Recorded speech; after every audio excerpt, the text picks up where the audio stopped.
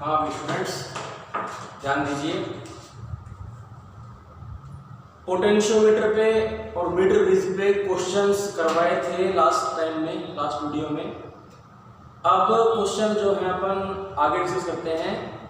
Potentiometer अभी मैंने पढ़ाया नहीं है, लेकिन फिर भी इस पे क्वेश्चन जो करवा रहा हूँ मैं अभी, पढ़ेंगे तब और इसको समझ लेंगे डिटेल में। लेकिन क्वेश्चन अब इसलिए करवा रहा हूँ क्योंकि नॉलेज है वो मीटर ब्रिज में काफ़ी अपन ले सकते हैं। मीटर ब्रिज को जो है वो स्टैंडर्ड मान के अपन पोटेंशियोमीटर के भी थोड़े बहुत क्वेश्चन जो इजीली सोल्व कर सकते हैं वो मैं भी आपको करवा रहा हूँ। नेक्स्ट क्वेश्चन लिखिए, क्या है? इंग्लिश मीडियम लिखो पहले। नेक्स्ट क्वेश्चन लिखिए पहले इंग्लिश मीडियम वाले बच्चे। चल रहा है क्या हम लोग? देखो question, if the EMF of unknown, if the EMF of unknown cell in secondary circuit,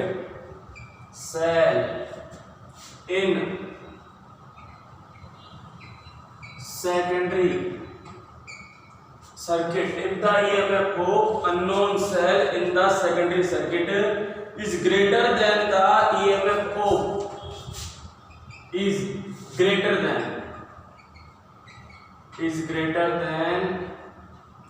the EMF of primary circuit,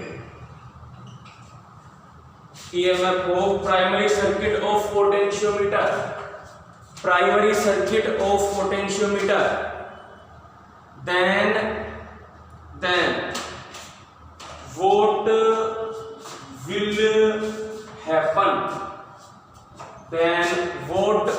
will happen? Hindi में लिख लो क्वेश्चन, यदि विभव मापी के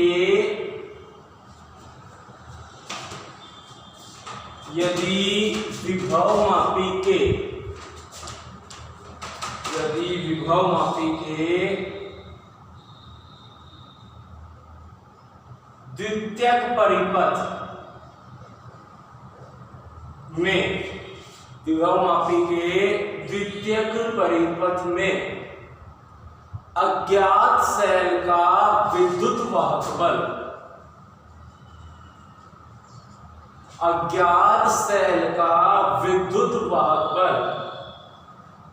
प्राथमिक परिपथ के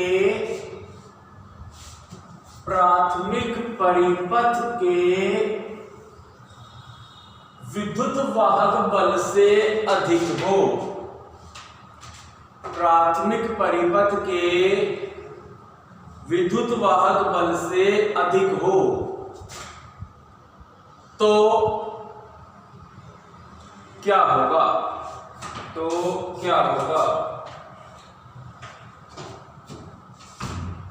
समझिए हमसे पहले कहानी क्या है। क्वेश्चन है पोटेंशियोमीटर का, क्वेश्चन है विभव मापी का, ठीक। इसमें अपने पास में जब आपको पढ़ाऊंगा तो मैं आपको ये सिखाऊंगा कि इसमें दो तरह के सर्किट बनते हैं। इसमें जो विभव मापी होता है इसमें दो तरह के सर्किट बनते हैं। एक तो इसमें सर्किट बनता है ऊपर की तरफ, एक नीचे की तरफ। मतलब एक को अपन बोलते हैं प्राइमरी सर्किट। क्या बोलते हैं? इनको प्राइमरी सर्किट, प्राथमिक परिपथ। और एक को अपन बोलते हैं द्वितीयक परिपथ, सेकेंडरी सर्किट। जब अपन इसकी कंस्ट्रक्शन डिटेल में पढ़ेंगे तो मैं आपको ये समझाऊंगा कि पोटेंशियोमीटर अर्थात विभव मापी में दो तरह के सर्किट बनते हैं। एक को प्राइमरी सर्किट अर्थात प्राथमिक परिपथ कहा जाता है और दूसरे को द्वितीयक सर्किट अर्थात सेकेंडरी सर्किट, द्वितीयक परिपथ कहा जाता है। इतनी बात ठीक। अब हमारे क्वेश्चन में हमसे कहा है कि जो सेकेंडरी वाला होता है, जो द्वितीयक वाला होता है उसके सेल का ईएमएफ, द्वितीयक मतलब नीचे वाला, मैंने कहा ना पोटेंशियोमीटर में एक सर्किट बनता है ऊपर, एक सर्किट बनता है नीचे। ऊपर वाला कहलाता है प्राइमरी प्राथमिक, नीचे वाला कहलाता है सेकेंडरी द्वितीयक। क्वेश्चन कह रहा है नीचे वाले का ईएमएफ जो होता है वो ऊपर वाले से ज्यादा हो तो क्या होगा। क्योंकि बेटा जनरली जब मैं आपको पढ़ाऊंगा तो मैं आपको ये पॉइंट बताऊंगा कि प्राइमरी वाले का ईएमएफ ज्यादा होता है, प्राथमिक वाले का विद्युत वाहक बल ज्यादा होता है। अब ऐसा क्यों होता है वो आप ध्यान से अभी समझ लेना। अभी ये क्वेश्चन करवाया जा रहा है, इसका मतलब ये नहीं है कि इसका सारा ज्ञान आपको बाद में दिया जाएगा। इस क्वेश्चन को अभी करवाने का कारण ये है कि आगे मैं डायरेक्ट मेन चीज पढ़ाऊंगा और ये लॉजिकल चीज सारी मैं अभी बता रहा हूं कि जब आपको पढ़ाया जाएगा पोटेंशियोमीटर में प्राइमरी सर्किट होता है, सेकेंडरी सर्किट होता है, सेकेंडरी का ईएमएफ हमेशा कम होता है, प्राइमरी का ईएमएफ हमेशा ज्यादा होता है। ऐसा क्यों होता है उसके ऊपर ये क्वेश्चन बन के आया कि अगर सेकेंडरी का ज्यादा होगा ईएमएफ, प्राइमरी वाले का कम होगा ईएमएफ। क्वेश्चन में यही कहा है कि सेकेंडरी का प्राइमरी से, द्वितीयक का प्राथमिक से ज्यादा हो अगर विद्युत वाहक बल ईएमएफ तो क्या होगा। सिंपल सी बात समझना, चाहे पोटेंशियोमीटर हो चाहे मीटर ब्रिज हो, दोनों में हम क्या करते हैं, ज्योति को स्लाइड करके नल डिफ्लेक्शन पॉइंट फाइंड करते हैं। क्या करते हैं, नल डिफ्लेक्शन पॉइंट, शून्य विक्षेप बिंदु ज्ञात करते हैं। अगर क्या होगा बेटा, अगर नीचे वाले का ईएमएफ ज्यादा हो गया, नीचे वाले द्वितीयक परिपथ सेकेंडरी का ईएमएफ विद्युत वाहक बल ज्यादा हो गया तो इस पूरे तार पे ज्योति को कितना ही स्लाइड कर लो, आपको नल डिफ्लेक्शन शून्य विक्षेप बिंदु प्राप्त नहीं होगा। अरे ये बात समझ में डिटेल उसमें मिलेगी। क्या कह रहा हूं आपसे मैं कि अगर सेकेंडरी सर्किट द्वितीयक परिपथ का ईएमएफ ज्यादा हुआ, विद्युत वाहक बल ज्यादा हुआ तो नल डिफ्लेक्शन पॉइंट प्राप्त नहीं होगा, शून्य विक्षेप बिंदु प्राप्त नहीं होगा। इसलिए क्या किया जाता है कि हमेशा प्राइमरी सर्किट में जो सेल लगाते हैं उसकी वोल्टेज ज्यादा रखते हैं और दूसरे सर्किट में, सेकेंडरी सर्किट में जो सेल लगाते हैं उसकी वोल्टेज हमेशा कम रखते हैं या प्राइमरी के बराबर हो सकती है। सब चीजों का आउटपुट आप बच्चों को क्या याद रखना है कि पोटेंशियोमीटर में, विभव मापी में दो तरह के सर्किट, दो तरह के परिपथ होते हैं। एक ऊपर की तरफ लगा हुआ होता है, एक नीचे की तरफ लगा हुआ होता है। जो ऊपर की तरफ लगा हुआ होता है उसे प्राइमरी सर्किट, प्राथमिक परिपथ कहा जाता है और जो नीचे की तरफ लगा होता है उसे सेकेंडरी सर्किट, द्वितीयक परिपथ कहा जाता है। और जो सेकेंडरी सर्किट होता है इसका ईएमएफ हमेशा, इस सेकेंडरी सर्किट नीचे जो सेल लगेगा वो सेल हमेशा ऊपर वाले सेल की वोल्टेज से कम वोल्टेज का होगा या इक्वल वोल्टेज का होगा, कभी भी ज्यादा का नहीं होगा नीचे वाला। क्यों? क्योंकि नीचे वाला ज्यादा लगा देंगे तो क्या होगा, व्हाट विल हैपन, ये होगा कि पूरे वायर पर कहीं भी हमको शून्य विक्षेप बिंदु, नल डिफ्लेक्शन पॉइंट नहीं मिलेगा। ठीक, आंसर लिखिए पहले इंग्लिश मीडियम वाले बच्चे, पहले इंग्लिश मीडियम वाले आंसर लिखिए, null deflection point, null deflection point will not be found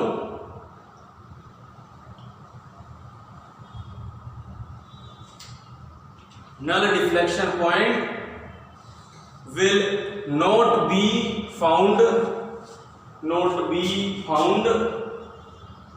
on potentiometer wire, on potentiometer wire. Hindi medium वालों से लिख लो, विभवमापी के तार पर, विभवमापी के तार पर शून्य विक्षेप बिंदु, शून्य विक्षेप बिंदु प्राप्त नहीं होगा, प्राप्त नहीं होगा। याद रखना ये बात, आगे लेक्चर में ये बात मैं काम में लूंगा। ठीक, नेक्स्ट क्वेश्चन लिखिए, which cell is used, which cell is used for लिखो, for standardization of potentiometer, which cell is used for standardization of potentiometer। विभवमापी के मानकीकरण के लिए किस सेल को उपयोग में लिया जाता है, किस सेल को उपयोग में लिया जाता है। लिख लो क्वेश्चन, विभवमापी के मानकीकरण के लिए किस सेल को उपयोग में लिया जाता है।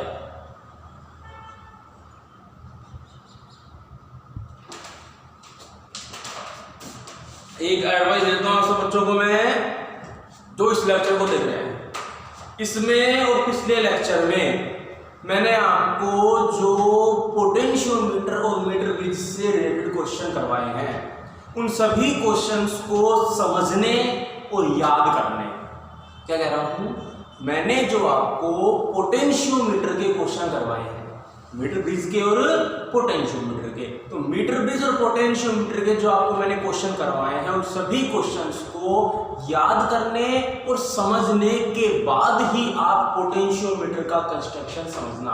क्योंकि जब आप ये जो मैं क्वेश्चन करवा रहा हूँ इस तरह वाले, इन क्वेश्चंस को याद करने और समझने के बाद पोटेंशियोमीटर पढ़ेंगे तो आपको पोटेंशियोमीटर बहुत ही शानदार समझ में आएगा। मैंने शेड्यूल ही इस तरह बनाया है कि मैं अभी वही क्वेश्चन करवा रहा हूं जो मेरे आगे के लेक्चर में बहुत ज्यादा मेरे काम आने वाले हैं। तो अगर आप इन सभी को ढंग से स्ट्रॉन्ग करके पढ़ते जाएंगे, फिर अगला लेक्चर देखेंगे। याद करने का मतलब ये है कि आपको याद हो जाएंगे, जब ये समझ के याद भी करना है, तब आप इनको देखेंगे अगले लेक्चर को, तो आपका वो बेस्ट लेक्चर मिलेगा। पोटेंशियोमीटर आपका बहुत शानदार समझ में आएगा, और पोटेंशियोमीटर अपना इस चैप्टर का लास्ट टॉपिक है। क्लियर है बात? देखते हैं क्या कहा है क्वेश्चन में, वो समझना। इस क्वेश्चन में कहा है कि कौन सा सेल काम में लिया जाता है, कौन सा सेल काम में लिया जाता है, किस चीज के लिए, विभवमापी के मानकीकरण के लिए, विभवमापी के मानकीकरण के लिए। इंग्लिश में क्या बोलते हैं, standardisation of potentiometer, standardisation of potentiometer. ठीक, सबसे पहले बेटा कौन सा सेल काम में लेते हैं आपको मैं वो लिखवा देता हूं, फिर आपको मैं समझाऊंगा कि विभवमापी का मानकीकरण किसे कहा जाता है, स्टैंडर्डाइजेशन ऑफ पोटेंशियोमीटर किसे कहते हैं। ठीक, पहले तो ध्यान रखना बेटा, दो तीन सेल के नाम लिखवा देता हूं आपको। ये जो सेलों की डिटेल है, ये सेल्स की डिटेल आपको केमिस्ट्री में पढ़ने को मिलेगी, इलेक्ट्रोकेमिस्ट्री चैप्टर में, विद्युत रसायन 12th क्लास की जो आप केमिस्ट्री पढ़ेंगे ना बेटा, उस केमिस्ट्री में आपको इन सेलों की पूरी हिस्ट्री पढ़ने को मिलेगी। हम तो बस थोड़ा आपको नॉलेज दे रहे हैं सिंपल। ठीक, तो ये जो स्टैंडर्डाइजेशन होता है, ये जो मानकीकरण होता है, इसमें बेटा कौन कौन सा सेल काम में आता है। एक तो काम में आता है डेनियल सेल, एक काम आता है कैडमियम सेल, कैडमियम सेल, एक लैग्रांजी सेल, इंग्लिश में भी बोलते हैं अभी Daniel cell, cadmium cell, Leclanche cell, Daniel cell, cadmium cell, Leclanche cell, ये सेल काम में लिए जाते हैं स्टैंडर्डाइजेशन के लिए, मानकीकरण के लिए।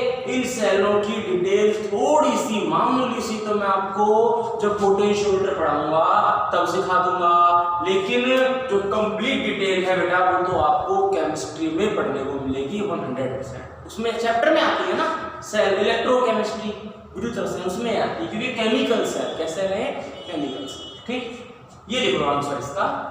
इन सेलों का यूज करते हैं स्टैंडर्डाइजेशन के लिए, मानकीकरण के लिए। फटाफट लिख लो ये, फिर बढ़ते हैं आगे।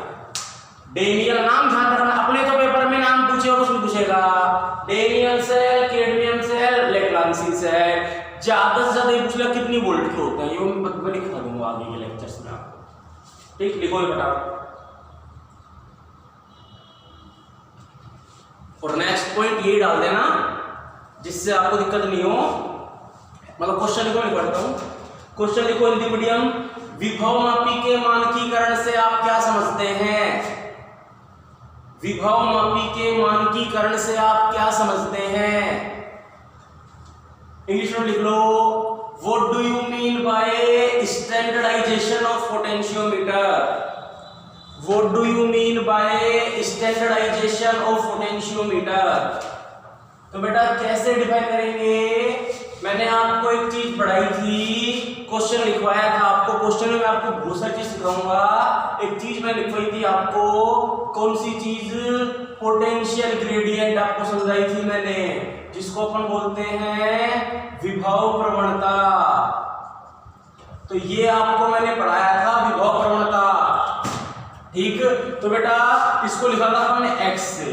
तो किसी भी पोटेंशियोमीटर के वायर के लिए, किसी भी विभव मापी के तार के लिए अपन जो ये x की वैल्यू निकालते हैं, तो इस x की वैल्यू को निकालने की प्रोसेस को अपन बोलते हैं स्टैंडर्डाइजेशन, मानकीकरण। लिखो हिंदी मीडियम वाले बच्चे लिखो, विभव मापी के लिए, विभव मापी के लिए विभव प्रवणता का मान ज्ञात करने की प्रक्रिया।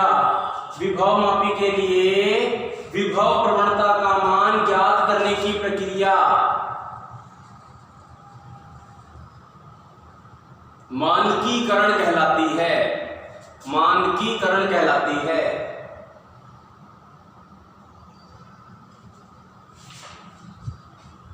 इंग्लिश में लिख लो। A process in which we determine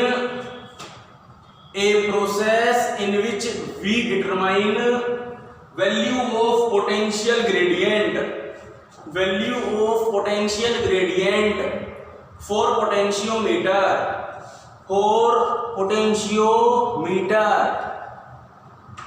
is called standardization of potentiometer, is called standardization of potentiometer।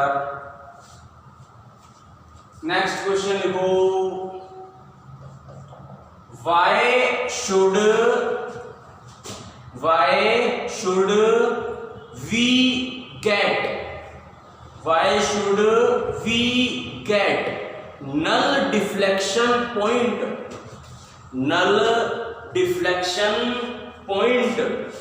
in the middle of potentiometer wire? in the middle of middle bridge लिखो, पूरा समझ लिखो, ये middle bridge का question है।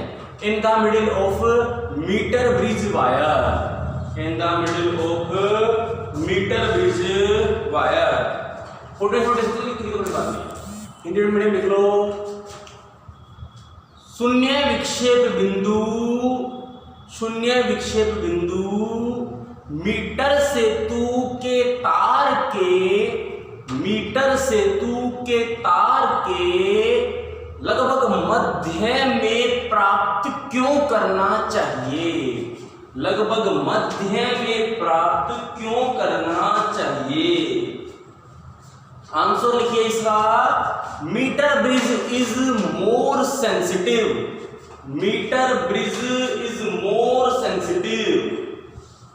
when the four resistance are of same order, same order का मतलब है इक्वल, जिससे क्या होगा बेटा P by Q equal R by से अच्छा मिलेगा, R equal. This is possible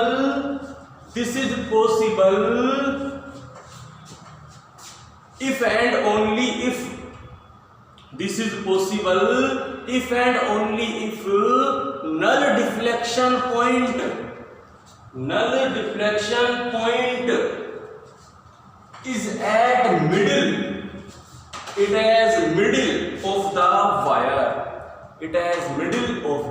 wire। Hindi में लिखिए, हिंदी मीडियम वाले बच्चे लिखिए, यदि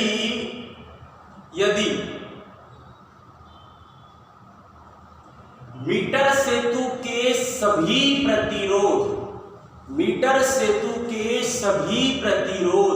समान कोटि के हैं, ब्रैकेट में लिख लो समान है। समान कोटि मतलब बेटा क्या होता है, सारे वैल्यू समान, 5 5 5 5 5 5 एक ही हो गया, इक्वल आ गया, P बटे Q समान है, तब मीटर सेतु की सुग्राहिता अधिकतम होती है और यह तभी संभव है जब शून्य विक्षेप बिंदु तार के लगभग मध्य में हो। समझा देता हूं एक बार कंडीशन क्या है, बहुत ही सिंपल चीज है। क्या समझना है कि जो अपन जीरो डिफ्लेक्शन निकालते हैं, शून्य विक्षेप निकालते हैं, वो उस तार के लगभग बीच में आना चाहिए। इससे क्या होगा, इससे मीटर ब्रिज सबसे ज्यादा सेंसिटिव होगा। देखो जोकी का इफेक्ट है, जोकी होती है ना, जोकी अपने को जोकी लगानी होती है, ठीक। अगर जोकी मान लो थोड़ा सा लेफ्ट में लगाओगे तब भी डिफ्लेक्शन तो होगा, राइट में लगाओगे तब भी डिफ्लेक्शन होगा, लेकिन अगर जोकी बिल्कुल मिड में लगाओगे, बिल्कुल बीच में लगाओगे तो क्या होगा, तो सबसे ज्यादा सेंसिटिविटी होगी और सेंसिटिविटी में मीटर ब्रिज अच्छा वर्क करेगा। तो ध्यान रखना कंडीशन क्या है कि मीटर ब्रिज बेस्ट वर्क कब करेगा, जब अपने पास में डिफ्लेक्शन पॉइंट कहां मिलेगा, बिल्कुल बीच में मिलेगा। क्लियर है बात। नेक्स्ट क्वेश्चन लिखो, या एक बार इतना ही कर लो, चलो इतना ही कर लो। नेक्स्ट क्वेश्चन जो है थोड़ी देर बाद कराऊंगा, करो इतना नोट करें।